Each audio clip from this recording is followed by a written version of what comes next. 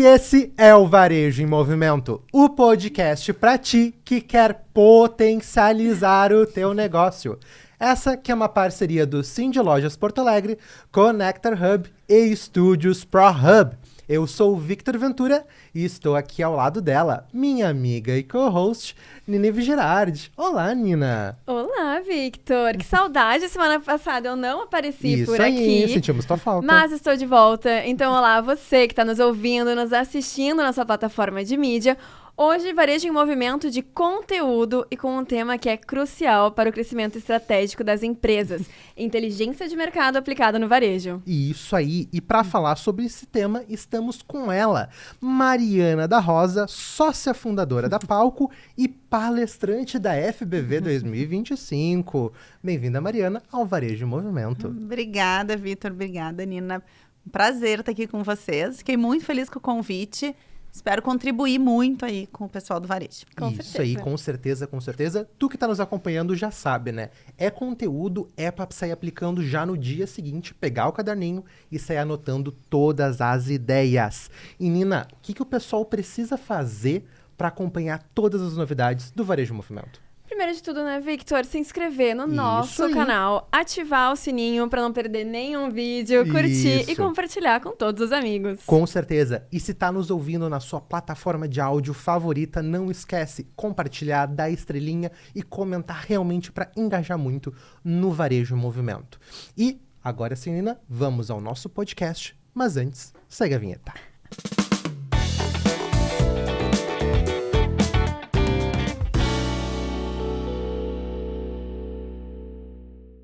Vamos lá, então. Mari, posso? Mari, claro, pode. Mari, antes da gente começar, de fato, o nosso papo, me conta um pouquinho de ti, da tua trajetória, da trajetória também da Palco. Como é que começou?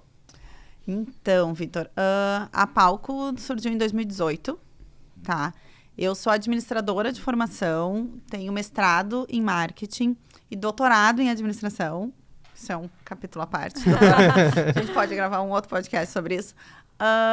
E a Ju, minha sócia, também vem da área de administração, da administração e é também mestre em marketing.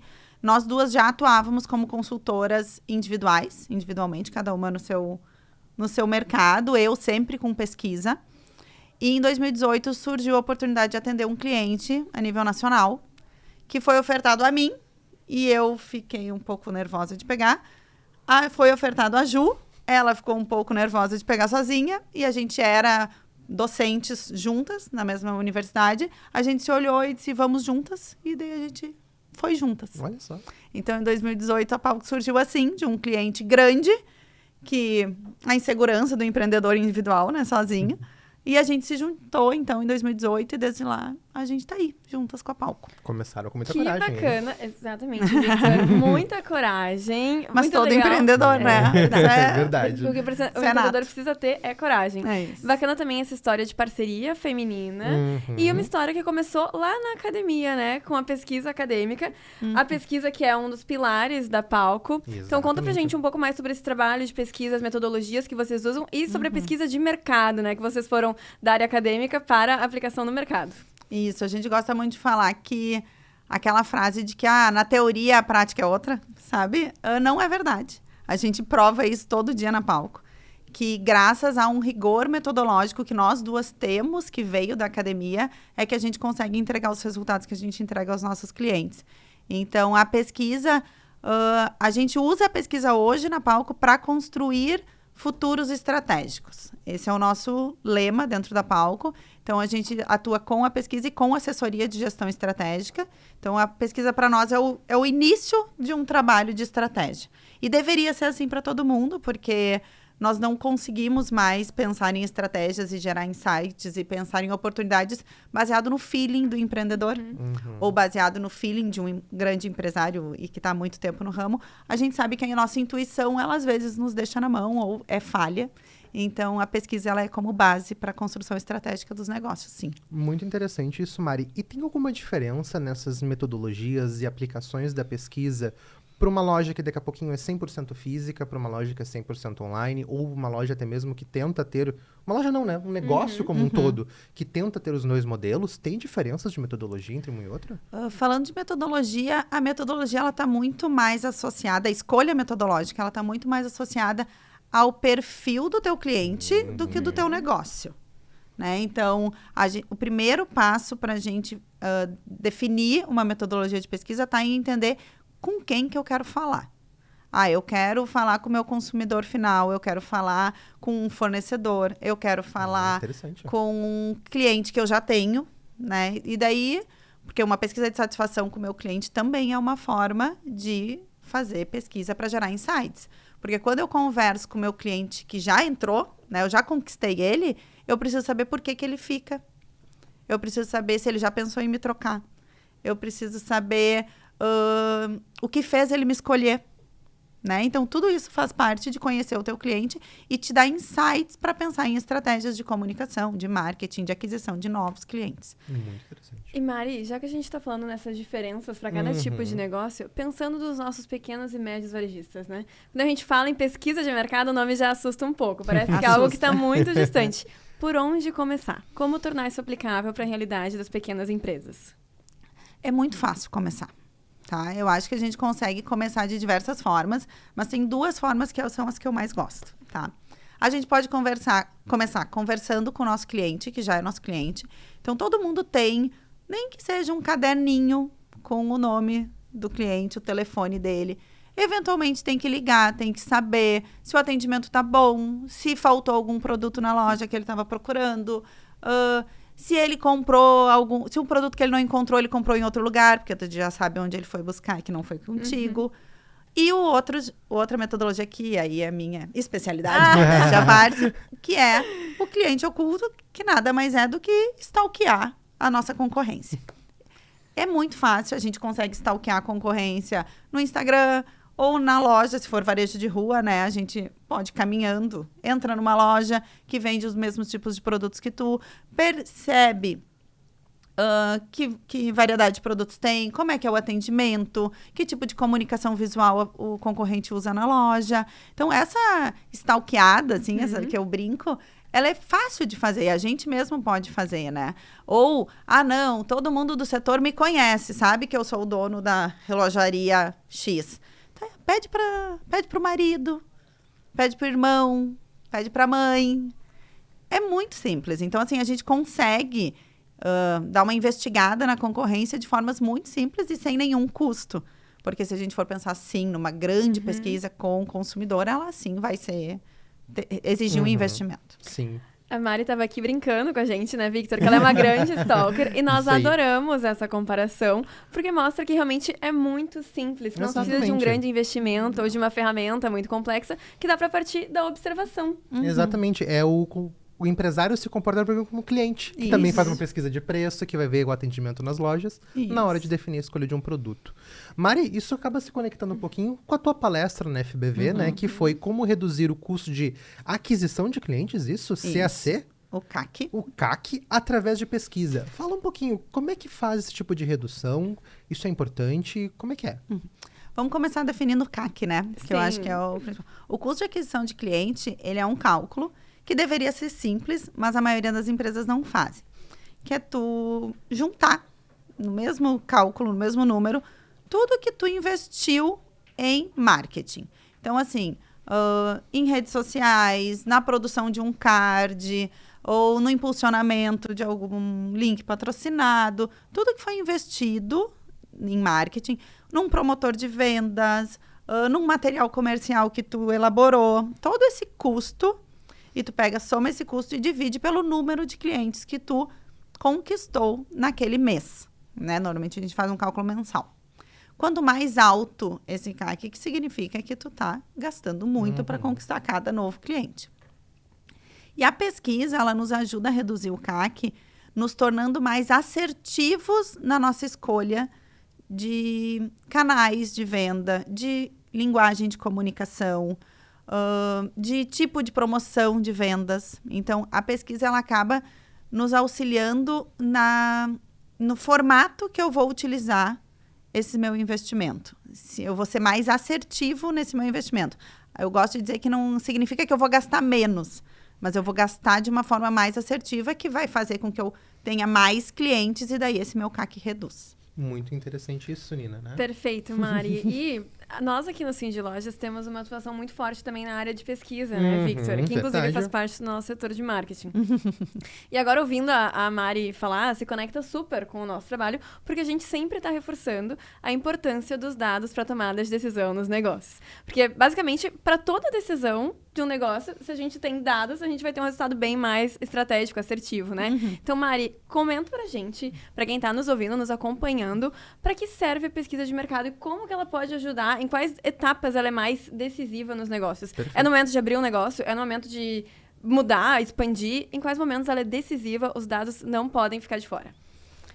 A gente gosta de falar que a pesquisa ela é decisiva tanto na hora de abrir, né? Porque as empresas, elas fecham num curto espaço de tempo, porque a maioria dos negócios, eles surgem para suprir uma necessidade que é do empreendedor, né? Então, assim, a gente não consegue criar um negócio só para uma pessoa. Então, a gente gosta muito da pesquisa no momento de abrir o negócio, que é para entender o tamanho do mercado, até mesmo localização, né? A gente é muito procurada para pensar junto com o cliente o melhor lugar para um varejo, sabe? Em questão geográfica mesmo. Então, e que tipo de produtos, qual é a esteira de produtos que eu tenho que ter dentro do meu varejo para aquele público que eu quero atingir. Então, a pesquisa antes de abrir. E a pesquisa, a gente orienta muito a pesquisa também em momentos de virada. Eu quero conquistar um novo mercado. Perfeito. Eu quero expandir minha atuação. Ou eu quero aumentar a minha linha de produtos. Então, momentos de virada, a pesquisa acaba sendo bem importante. E os dados, né, Nina, como tu estava falando, a tomada de decisão, ela não tem mais como ser em cima do achismo, né? Que é o que eu estava falando lá no início. A gente tem muitos dados. O que a gente nota muito hoje é que o empresário, ele não sabe o que fazer com esses dados.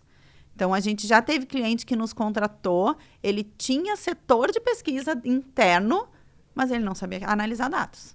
Então, a gente pegava todos os dados de todas as pesquisas que ele mesmo coletava, mas ele não sabia o que fazer com ele. Então, assim, cruzamento de dados, entender que determinado comportamento do consumidor indica que seja melhor tal ação. Isso também é uma questão estratégica muito importante para os negócios. Mari, isso acho que acaba conectando muito com uma coisa que a gente já discute há muito tempo aqui no Varejo em Movimento, que é a importância dos dados, das pesquisas. Então, o varejista, ele acaba estando de olho nesse mercado, ele tenta fazer e muitas vezes acaba errando. Né? Na experiência de vocês, assim, o que vocês encontram de erros mais comuns quando alguém, poxa, apliquei uma pesquisa, não entendi o que eu fiz, daqui a pouquinho não entendi sequer os dados que eu recebi. Como é que vocês recebem isso e como é que são esses realmente principais erros que vocês encontram? Sabe que o principal erro de pesquisa que a gente nota é na construção do questionário, né? Então, e aí vem a questão metodológica que eu comentei também. As perguntas abertas, né? Então, assim, ele faz um questionário lá no Forms, né? Que é o mais básico, e manda todos com questões abertas pro respondente escrever. As pessoas não vão escrever, esse é o primeiro ponto. E se elas escreverem, cada uma vai dar uma resposta sobre o viés que ela interpretar da questão. Então, na hora de analisar esses dados, fica praticamente impossível tu cruzar essas informações. Um outro erro muito comum é o viés do entrevistador. E daí entra o papel nosso da Palco, que muitos empresários dizem, não, mas eu ligo para o cliente, então, e eu falo com ele. Ele não vai te responder o que realmente ele está pensando. Porque ele sabe que tu é o dono da empresa. Ele pode ser um teu amigo de longa data, ele vai ficar chateado de te responder certas coisas que ele não gostou. Principalmente o feedback negativo, né? A gente não é tão aberto à crítica como a gente diz que é. Então, a gente sabe que o cliente não vai responder de uma forma tão verdadeira quando é a própria pessoa que pergunta. Mas a questão do questionário, a gente sempre orienta, que é outra forma super simples de fazer, é fazer perguntas simples e a pergunta que tenha só uma pergunta dentro da pergunta, sabe? Porque a gente costuma ver assim, O que você analisa na compra? Preço ou qualidade? São 2 perguntas dentro da mesma pergunta. Primeiro, tu pergunta se analisa preço, depois ela pergunta se analisa qualidade. E qualidade é uma palavra que eu, Mariana, desde o início da minha carreira docente, eu tenho um ranço na palavra qualidade, porque qualidade é muito interpretativo, né? Então, assim, um café de qualidade, ele vai da percepção de cada um de nós. Alguém pode achar o café de qualidade um café com aroma, outra pode achar que ele é intenso na boca, outra pode falar de acidez, o outro... E todo mundo vai estar respondendo sobre qualidade. E a gente vai estar colocando todo mundo dentro do mesmo saco.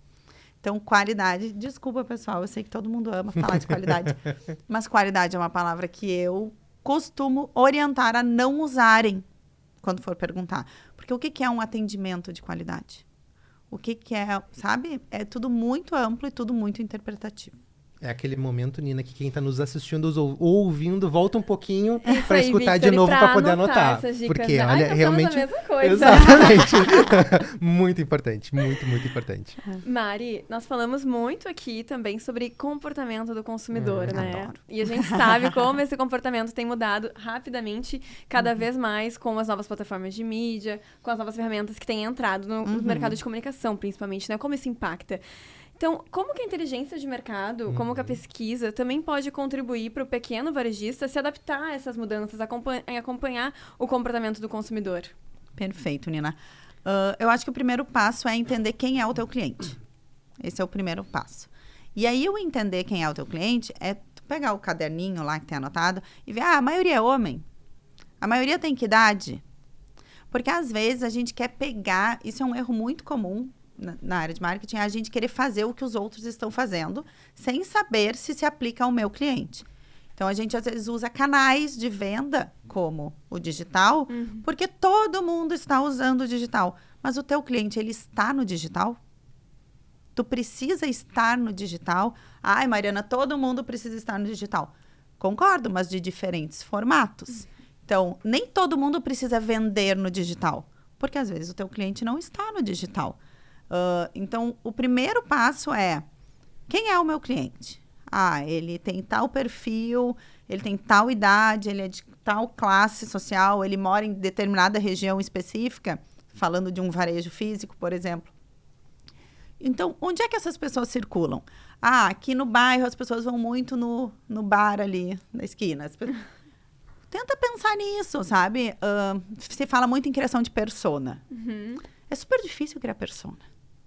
Né? As pessoas falam como se fosse super simples criar uma persona. Persona, pensa nos teus vizinhos, no teu principal cliente, sabe? No cliente que mais frequenta o teu negócio. Transforma ele na tua persona. E pensa em tudo que ele faz, qual é o supermercado que ele frequenta, que rádio ele escuta, que podcast ele escuta, que livro ele lê, se ele vai em determinados restaurantes. Isso daí tu consegue entender o comportamento dele. E aí, tu tá criando a tua persona de uma forma muito simples. Então, eu acho que o primeiro passo é conhecer esse cliente para depois entender o comportamento dele. E Mari, em termos gerais, tu identifica alguma tendência na mudança de comportamento desse cliente? Tem algo assim que tu veja que, poxa, o varejista ele já pode começar por aí, daqui a pouquinho a montar essas personas a partir dessas tendências mais gerais? A gente tem muito forte hoje as questões geracionais também, né? Sabe que a gente tem estudado, a gente estudou para um cliente e agora a gente vai começar a atender outro nesse segmento, que são os... Como é que eles chamam? O mercado grisalho, né? São os clientes mais experientes, vamos chamar assim. E a gente vê muitas mudanças assim, de comportamento, principalmente das mulheres, uma questão de maior autocuidado, né? Uma preocupação mais com beleza. Eu gosto muito dos Reels, eu brinco da Giovanna Antonelli. Que ela brinca, eu queria que quando eu fosse ficando velha eu pudesse fazer tricô. E não, agora, elas estão malhando, elas estão fazendo crossfit, elas fazem corrida, né? Então, assim, a gente tem uma mudança geracional bem importante. Esse é um mercado que a gente tem olhado com bastante atenção, né? Porque é um mercado que tem crescido. O mercado pet, naturalmente, ele cresce sempre, né? Então, também é outro mercado bem aquecido quando a gente fala de tendência. Perfeito, Mari. E aproveitando esse gancho que tu já nos trouxe aí alguns cases de marcas atendidas por vocês, tu pode compartilhar com a gente também algum exemplo de alguma empresa que teve um resultado impactante com a pesquisa? A gente tem um caso muito legal que a gente costuma sempre mencionar, que a gente fez uma pesquisa de satisfação, né? Elas é um cliente bem recorrente nosso, inclusive. E elas pediram uma pesquisa de satisfação, a gente fez uma pesquisa de satisfação e elas, em paralelo, elas estavam automatizando processos internos para acelerar atendimento, para agilidade de atendimento. E a palavra que mais apareceu na pesquisa de satisfação foi humanização. E todos os clientes mencionavam que elas eram muito humanas no atendimento, que o atendimento era personalizado, que é atendimento personalizado também, que era tudo muito humano, e elas estavam em paralelo num processo de automação desse atendimento. Uau! Então, a gente prontamente, nos primeiros resultados de pesquisa, disse, gurias, segura, porque o diferencial de vocês está onde vocês estão mexendo. E isso é muito perigoso. E elas nunca tinham feito pesquisa de satisfação, foi a primeira vez que elas fizeram. Elas já fizeram outras vezes conosco depois. Mas isso foi muito legal, foi um resultado, assim, que mudou o rumo, sabe? Elas pararam o processo de automatização, elas automatizaram, vamos dizer assim, da porta para dentro, mas pararam a automatização que seria da porta para fora. Porque o cliente delas, ele vinha para elas por causa da humanização. Imagina só, poderiam tomar uma decisão totalmente equivocada, né? Prejudicar até a imagem da empresa. Muito. E, Victor, eu tenho que aproveitar para pedir para a Mari explicar também a diferença de pesquisa de satisfação e pesquisa de mercado. Porque a gente sabe que rola essa dúvida, né? Nossa, é muito diferente. A pesquisa de satisfação é a pesquisa que a gente faz com quem já é nosso cliente ou já foi nosso cliente. E a gente vai conversar com ele para entender quais são os meus pontos fortes, quais são meus pontos fracos, por que ele veio, né, trabalhar com a gente, o que ele gosta no nosso serviço ou no nosso produto. Isso é uma pesquisa de satisfação, entender por que aquele cliente está comigo.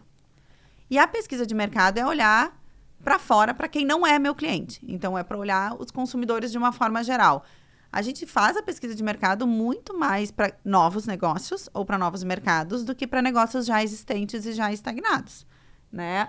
A gente faz muito mais pesquisa de mercado ou quando vai construir estratégia, né? E que daí a gente vai olhar tendência, vai olhar o que está acontecendo fora do país, vai olhar nos principais eventos dos setores. Aí a gente faz pesquisa de mercado, que é esse olhar mais para fora. A pesquisa de satisfação é com quem já é nosso. E, Mari, eu quero aproveitar que tu estás aqui como representante da Palco, porque você também tem outras duas soluções além das pesquisas, que é a gestão de negócio e a modelagem de negócios, isso? Isso. Por favor.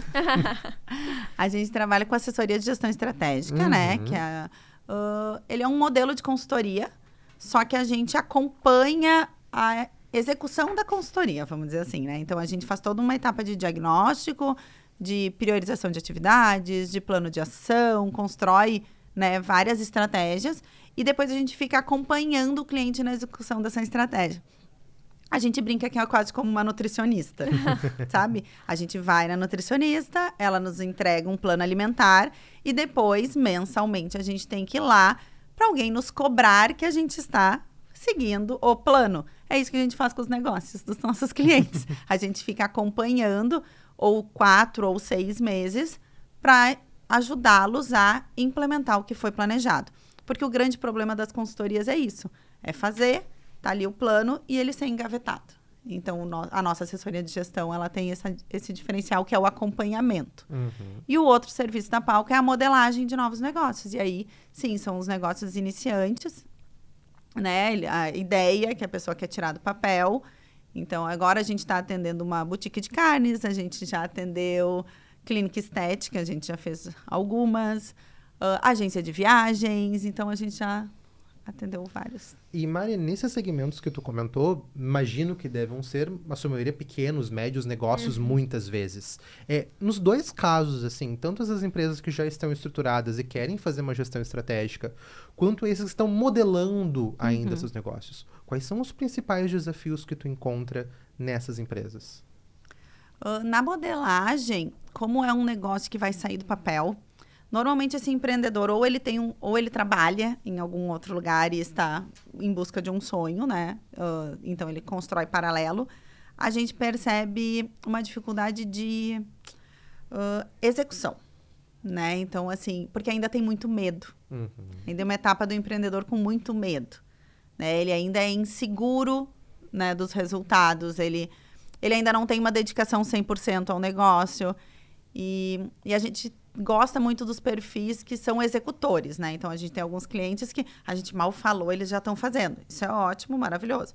Mas a maioria tem muito medo. Então, na modelagem, esse é um perfil, o medo do empreendedor, que é natural, a gente acaba encontrando muito.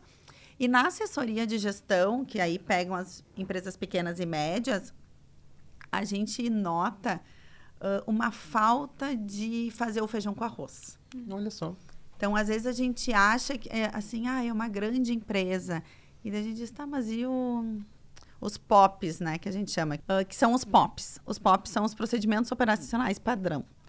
Isso é super básico na área de gestão, que nada mais é do que, eu sou uma assessora, uma assistente de marketing, eu faço isso como atividade. Como se faz essas atividades? Assim, assim, assim.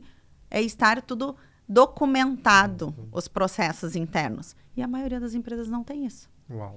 E daí a gente pensa, tá, mas aí a gente gosta muito de brincar. Tá, mas e se o fulano sai de férias? O que acontece? Ninguém opera nada. Aí o fulano nunca pode sair de férias. E isso acontece, né, nas pequenas, né? Não, o fulano nunca saiu de férias. Às vezes ele nunca saiu de férias, porque se ele sair, ele sabe que nada vai acontecer. Mas nada vai acontecer porque ele não conseguiu deixar escrito o que ele faz. Então, às vezes, o feijão com arroz, as empresas não fazem. Então, elas nos contratam, não, eu quero fazer um planejamento estratégico para o próximo ano, eu quero conquistar o mundo. 2 passinhos atrás, vamos organizar a casa, e daí depois a gente vai conquistar o mundo. A gente promete que tu vai conquistar o mundo, mas primeiro vamos organizar a casa. Então, são os 2 pontos. Mais do que necessários, né, Nina? Super necessário. E, de novo, a gente reforçando aqui no Varejo Movimento a importância da organização e do planejamento, né, Victor? De começar Central. do básico. Começar do início, né? Isso aí. E, Mari, super legal saber mais sobre a Palco, ver que vocês têm um trabalho que vai além da inteligência de mercado. Então, aproveitando toda essa experiência de vocês e também esse olhar que vocês têm para os dados, compartilha com a gente, assim, na tua visão e na visão também da Palco, as principais tendências que vão impactar o varejo, que estão impactando o mercado e que os pequenos e médios negócios têm que ficar de olho. A gente orienta muito os nossos clientes a buscar mercados B2B. Tá?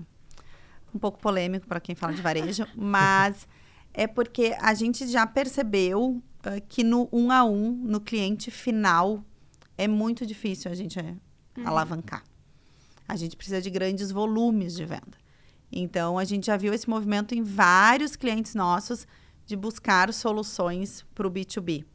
Manter a venda para o cliente final, mas buscar soluções que consigam vender de uma forma mais recorrente e volumosa para o B2B. Isso é uma tendência. A gente percebeu de alguns clientes nossos também que são físicos, né? Clientes de estrutura física, nos procurando para modelar um novo negócio do digital. Principalmente pelo que aconteceu com a gente ano passado. Sim. Pelas enchentes. O Rio Grande do Sul hoje carrega um trauma, vamos dizer assim, que qualquer chuva, qualquer tempo estável, as pessoas desmarcam compromissos presenciais, as pessoas não saem de casa. Isso é uma forma de trauma nosso. E as pessoas que dependem desse movimento presencial, elas já perceberam isso. Então, a gente tem acho que uns 3 clientes em andamento que a gente está nesse momento de modelagem de algum negócio digital para um negócio que é puramente físico, para conseguir fazer isso. Para, tipo, não deu para ir no físico, então tá. Então, tem o digital para me suprir. Excelente. Maravilha, os varejistas né? ficarem de olho nisso, Exato. né, Nina? E mais uma vez também a gente vendo essa integração entre físico e digital. Os 2 espaços necessários para fazer o negócio SaaS. Super. Mari, vamos nos encaminhando para o final da nossa conversa, mas antes da gente terminar, uma pergunta aqui um pouco mais espirituosa. Se tu pudesse definir, né, a importância da inteligência de negócios em uma só frase, Ai, meu Deus. que frase seria essa e por quê? Eu vou falar para vocês a frase que eu encerrei a minha palestra da FBV, porque é uma frase que eu gosto bastante, é que as empresas inteligentes, elas gastam menos. Direto. Perfeito. Acho que não precisa justificar. Todo mundo já entendeu, né? Porque é ser mais assertivo, é ser mais direto no que realmente te traz retorno e não no que é moda ou hype do momento. Perfeito, excelente. Cirúrgica, Mari. Arrasou. Obrigada. Ponto principal. Mari, primeiramente, muitíssimo obrigado por esse papo. Foi muito rico, né, Nina? Foi uma verdadeira aula aqui, obrigada. pra nós também, né? Com certeza, Muito nossa, obrigada pela muitos presença. insights. Obrigada por ter participado da nossa FVV. Com E certeza é quem isso pôde aí. te assistir aproveitou muito. E quem não pôde, agora não perde o Varejo em Movimento, né? Isso aí. Te esperamos lá, inclusive, Mari, 2026 na FBV. Ai, estou super... Por favor, Mari, onde é que a gente te encontra? Onde é que a gente encontra palco? Deixa teus arrobas, por favor. Então, o arroba da Palco é @Palco Inteligência, lá no Instagram. E no LinkedIn também, acho que é o mesmo. E o meu é @Mariana B da Rosa. Perfeito, Podem nos encontrar lá. Importante lá, tem todas as informações de como funciona a empresa, como contratar vocês, tudo no Instagram. Tudo, tem um WhatsApp lá direto de atendimento, tem os nossos serviços, tem os nossos cases, tem tudo lá. Excelente, Mari. Novamente, muito obrigado. As portas do Varejo em Movimento vão estar sempre abertas para ti e para palco também. E para você que estava nos acompanhando até agora, bom, já sabe, né? Conteúdo para você sair aplicando já no dia seguinte no teu negócio, realmente para potencializar. E Nina, dica de sucesso, a gente tem que compartilhar, então não esquece. Compartilha com os contatos de WhatsApp, compartilha com todo mundo realmente para a gente espalhar esse conteúdo e realmente todo mundo sair crescendo no varejo. Mas, Nina? Victor, tu não vai Ah, esquecer é de verdade, algo? Nina. Nós temos um podcast, né, Nina? E Temos que podcast? um ótimo podcast. A gente tem que convidar mais palestrantes da Com FBV certeza. para compartilhar e reverberar essas palestras aqui, hein? Certamente. E então, não te esquece, compartilha. Se ainda não está inscrito aqui no canal do YouTube do Varejo em Movimento, já te inscreve. Tá nas nossas plataformas de áudio, não realmente vai lá ver se o sininho tá ligado, ver se tá curtindo, para compartilhar e fortalecer muito o trabalho aqui do Varejo em Movimento. Nina, te vejo semana que vem. Semana que vem sem falta, Victor. Até o nosso próximo Varejo em Movimento. E também aguardo você no próximo Varejo em Movimento. Valeu!